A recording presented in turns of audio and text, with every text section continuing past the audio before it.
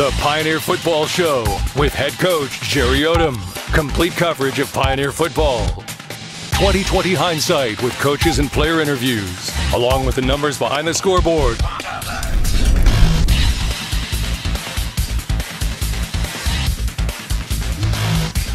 The Pioneer Football Show with Pioneer coach Jerry Odom. Now, Brian Staten.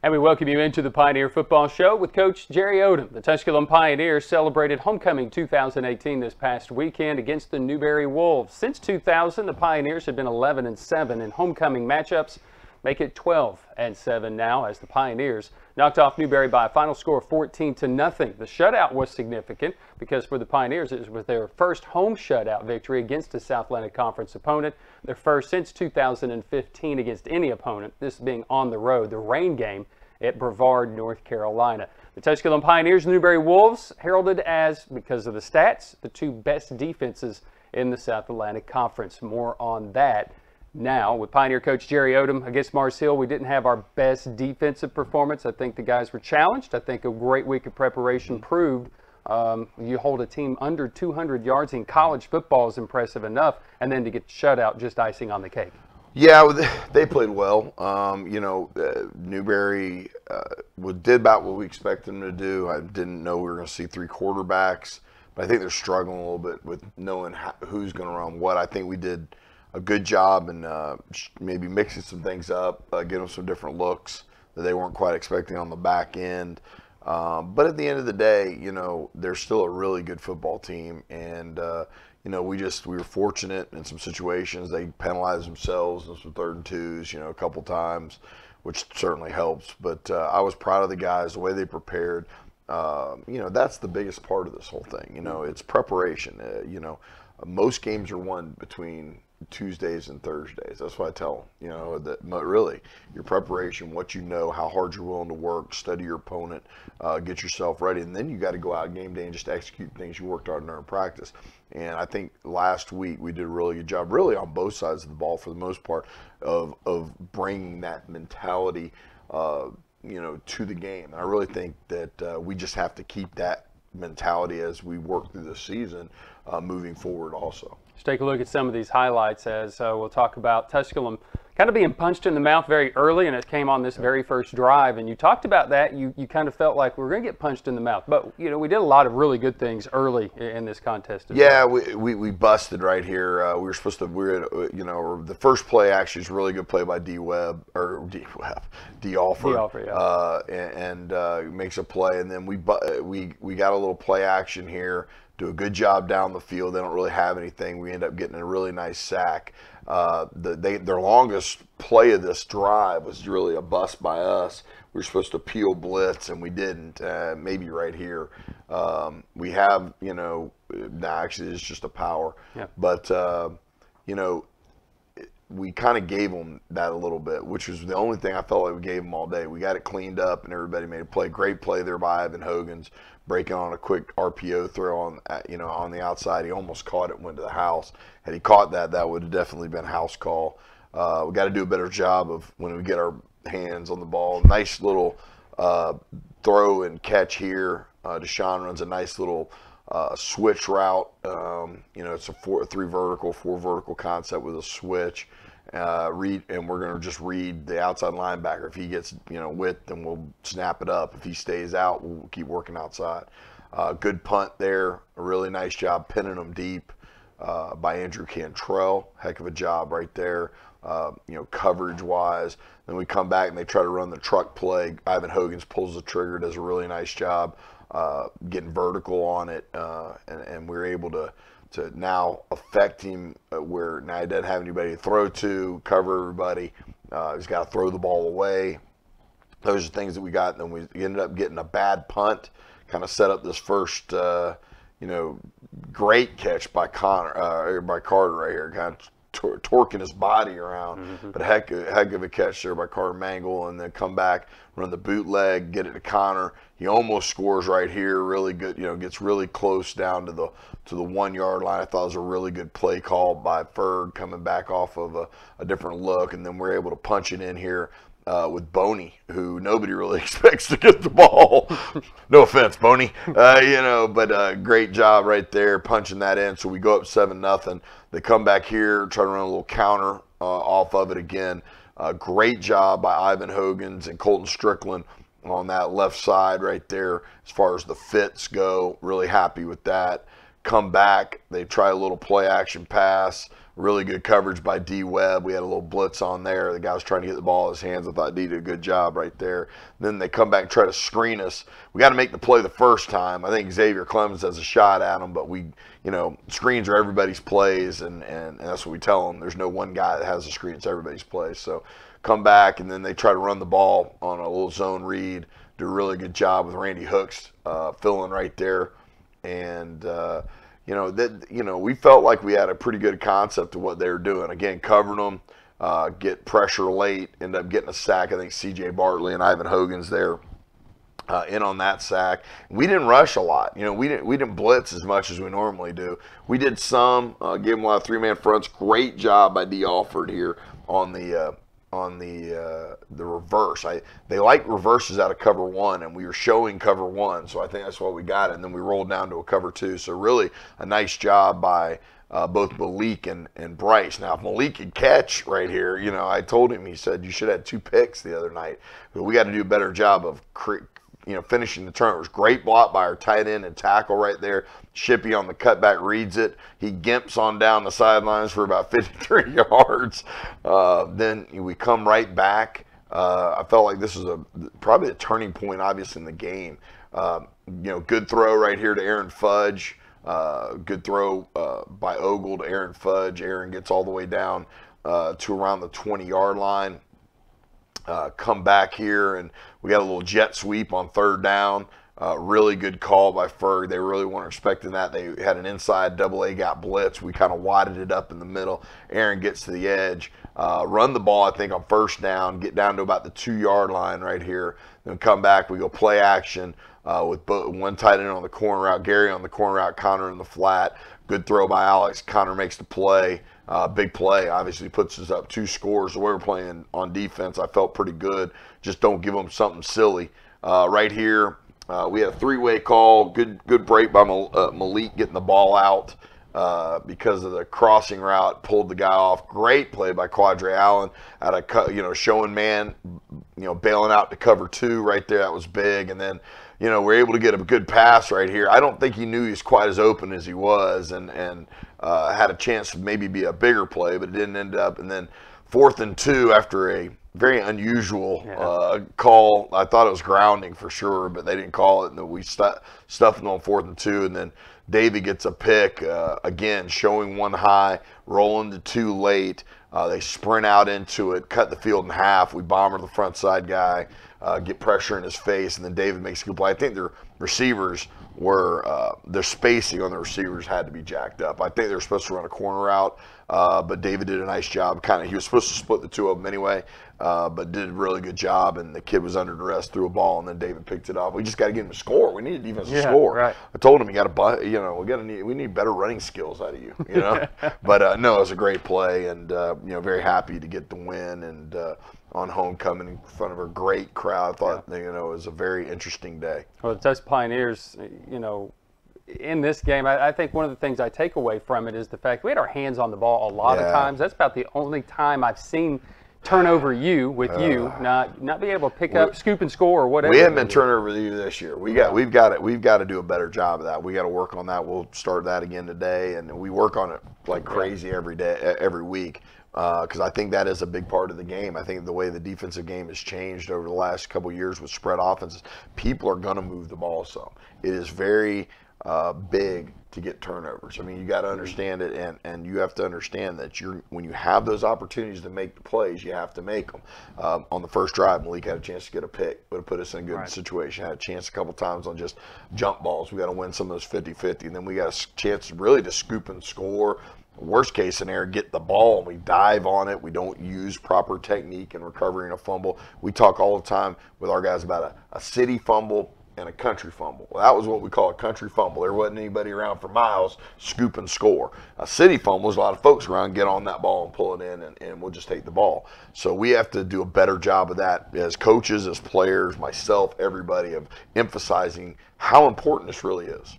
Meanwhile, there was offense in was. the game. Newberry had 2 explosive plays. The second play from scrimmage, 22 yards, and a third quarter play to Markel Castle of 23 yards. Pioneers had a few. You saw all of them on the highlight, and I think I take away Alex Ogle, 14 of 27, 178. Jordan Shippey returns to the lineup, a game-high 78 yards on 13 carries, still a little bit banged up there in the running back position. We had those explosion plays, and I think we got them at the right time, and a young freshman gave us maybe our biggest third down and 10 on the little jet sweep at Aaron Fudge. Aaron Fudge, Torrey Ponder hurts his knee. God bless him. He was having a great year, and hopefully we can get him back pretty quick, but it looks like it's going to be a while. So Aaron had to step up, and he's another true freshman. I looked out there. I got, at one point I had Jake out there. We got Aaron out there. We got AJ out there. I'm like, it is freshman fest out here. And but those kids are getting better each week. I tell them, really, you're not freshmen anymore. We're a little over halfway through the season. You're getting to be, older guys. We're going to call you young sophomores. But as far as experience goes, but I think it was a big play by AJ. A couple nice catches. Then we got to get him on the jet sweep. He's a kid that has as much talent as anybody we have. I think he hadn't probably played quite as much because picking up the offense, and he'd been hurt a little bit. So getting him in there, and we're getting thin at wide receiver. We're gonna have to really do a good job of keeping those guys healthy. And those young guys have just got to keep playing the way they're playing. I trust all of them. Yeah, tight ends played one of their better games, and I don't think it's just because they made catches. It's because they really did a good job on the 58-yarder by Shippey was set up by the tight end. That's right. Well, I think I told our tight ends all the time, when they play well, we usually play well. And I try to challenge them with that each week because they're so you don't see tight ends a lot anymore. Now, we're going to see a good one this week, but like multiple. You don't see a lot of different that, and that's where we're different than a lot of other people. Wingate, we're probably a little more like Wingate. They're like us, whatever you want to say. But you just don't see it. So many people are in the spread offense and spreading people out and all this stuff. And having 3 big dudes who will come off the ball and block and then can affect matchups, off play action and get bigger bodies trying to cover little bodies trying to cover big bodies. It just helps. And we want to be a balanced football team. 50-50 is the goal. And if we can be balanced and be effective being balanced, it's very, very hard to stop. It's a Pioneer football team put up 14 points in the game. Did get the shutout. Ivan Hogan's maybe is playing some of his best ball now after that Mars Hill game. Randy Hook's definitely with the career best with 11 tackles. But, it seems like every time Ivan was affecting the play, we go back and probably have the opportunity to stat this thing, watching video. Probably affects every single play. He's really coming on as a great middle linebacker. Ivan's he's as talented as a kid. I've coached probably 12 guys that have played in the NFL, played at different levels, things like that. And Ivan has as much talent as anybody I've been around. Now, he was a safety out of high school that's just kind of taken to it like a fish in water. But I will say this, for him to be better 2 years moving, he's got to be better in the, like bigger and stronger in the weight room and all these things. But the sky's the limit for his potential. He's just got to keep working just because he's got a knack and he can really run. Yeah. When you can run like he can run, he's got a knack and he's got a little bit of a nasty streak and he understands, how to play the game. Like I said, Mars Hill, he was embarrassed because he doesn't play like that. They don't have 2 of their touchdowns if he just plays the way he normally plays. And I think he bounced back very nicely this week. Hooks, the Mike linebacker. Cantrell had a good day punting the football too. 10 punts and you don't sit there and go, his average wasn't very good. Right. But one time it's on the 1-yard line, a few times at the 20. But really just didn't allow a return on that. Yeah, he does a great job hanging it up. When I see his brother, I'm gonna give him a hard time because I think Andrew hangs it up a lot better than Hunter did. Hunter had a big leg, but he had hit some rocket shots, but didn't have as much height on him, and because of that, it was hard to cover him. Andrew, the thing he does best to me is he kicks that 42-yard ball that hangs up in the air, and it's hard to return. And then I think he got a little bit cute with a couple of the Aussie punts, and that's okay. He's got to learn it, but he's got to make sure that he knows where he is on the field. One of them was from the 45. Well, if you kick it 40, we're good, and we're at the 5-yard line. We don't need to Aussie punt that one that they ended up with the 18. So there's some things we can still work on there, but he's done a really good job this year, as really, from the most part, as our special teams as a whole. Tusculum knocks off Newberry by a final score of 14-0. Significant because Newberry was the #1 scoring defense. They still kept their defensive numbers lower than their season average at 16.8, but so did the Pioneers. They had allowed 20 points a game. They gave up the goose egg, shutout. And now the Pioneers have a 2-game winning streak, looking to extend that as we head to Catawba this coming Saturday. Significant as well for homecoming because we had only been 14-21 all time for a homecoming going back in the day. So now 15 homecoming wins. 12 of those have come since year 2000. Back to talk about Catawba, where the Pioneer Football Show continues after this on the Pioneer Sports Network. So much of life these days is rushing around from one place to another. Sometimes you just want to enjoy the journey on the way to the destination. And part of what makes it a little more enjoyable is an appreciation for the folks who help you get there. At Ingalls, we know that the people who send you on your way are the same ones who keep you coming back. I think you should take it for a spin. Are you serious? Ingalls, all the ingredients for family. Family. Food's here! What's it mean to you? We got lunch. To us, it means the people you care about, look out for, and yeah, love. Even if you'd never let them hear you say it. Hey, you're eating hummus? What's wrong with hummus? Here at Ingalls, we have everything you need to gather around the table and give each other a hard time. Because that's what families do. Ingalls, all the ingredients for family.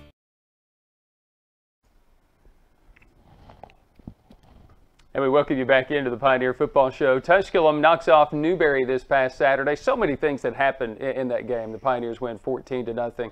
Alex Ogle comes back in and performs well. We had wide receivers that were making plays, some kids that haven't made plays so far this year. Jordan Shippey on one leg kind of gimping around and getting the big play of the game, the 58-yarder, and the Pioneers get the win. It'd be nice to have some of that this week against a Catawba team, that Curtis Walker, a strong defensive-minded coach as well. Absolutely. I think, he's got some new guys doing new things. He doesn't have that same type of player that he had last year at defense in Kitchens, and then he's got, a little experimentation this year without O'Brien. He's going with a couple of different quarterbacks this year as well. Well, yeah, I mean, defensively, they're still going to be really aggressive, tough against, tough football team. I mean, that's just Curtis's mindset. He's a tough-minded guy when you talk to him, and they do a great job of coaching their guys. Quarterback, I think for them, they've gone with a younger kid now, number 19, who's really athletic. He reminds me a lot of what we maybe played this week, but throws a little bit better. He threw for 265 against Wingate. Wingate was fortunate that he still threw 4 interceptions so they put him in some situations, gave him some different looks that he can handle, but sometimes, boy, he looks really good. And then they got a Streeter, number 11, the receiver from Lackawanna Junior College, can really, really run. And then you throw Green in the mix, who to me, number 2, is the one of the most dynamic backs in the league. You're right. It reminds you of the kid from Limestone a little bit. They've used him in the passing game. Anytime he gets in space, he's scary. Last year, he lit us up for 144 yards. And believe me, that'll be reminded all week in practice because, not for him, talking trash. I just have a tremendous amount of respect for the guy. And then you throw in the number 7, the tight end, Olasinski or so. He is awesome. So, I mean, they've got some guys now. I mean, they got some skill, solid in the offensive line. They're pretty good on offense. We've got our hands full on defense, and then, obviously offensively, we got to be able to handle what Curtis throws at you. And, like if you look last year, they went a lot of man free, got in our grill, pressed a lot. I expect to see the same thing, blitz, stunt, move, and press us, and make us try to beat in the passing game. We're growing in that aspect, and I think we can, but we have to play extremely well.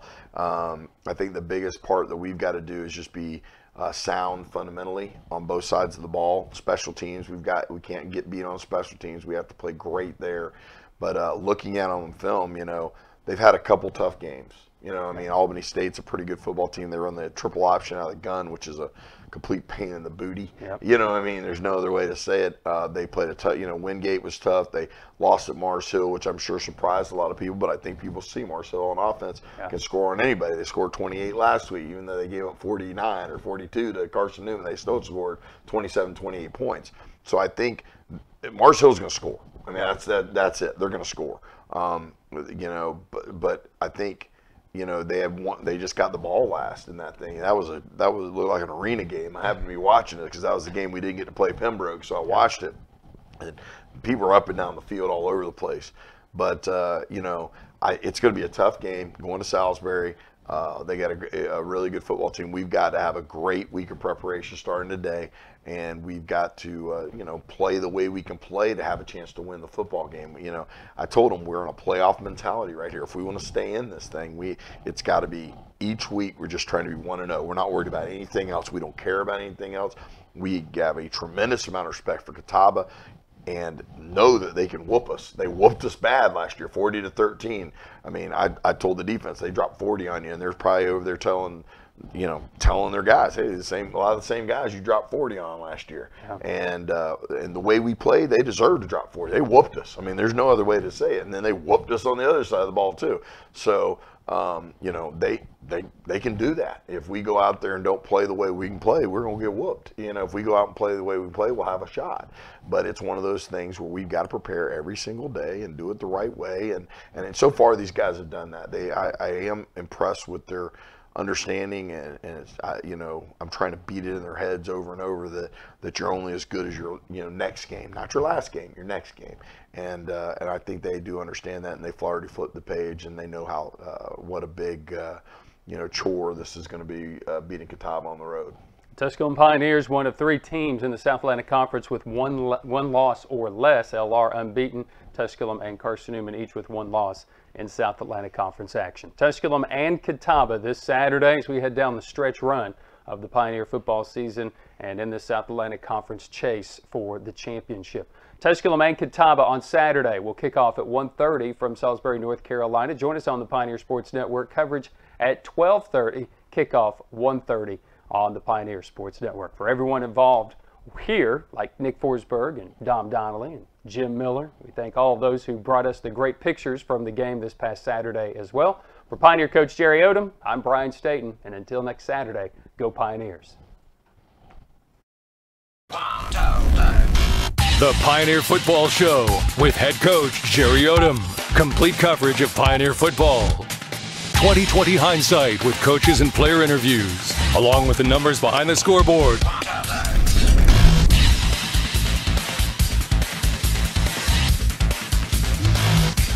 The Pioneer Football Show with Jerry Odom. A presentation of Tusculum University Athletics.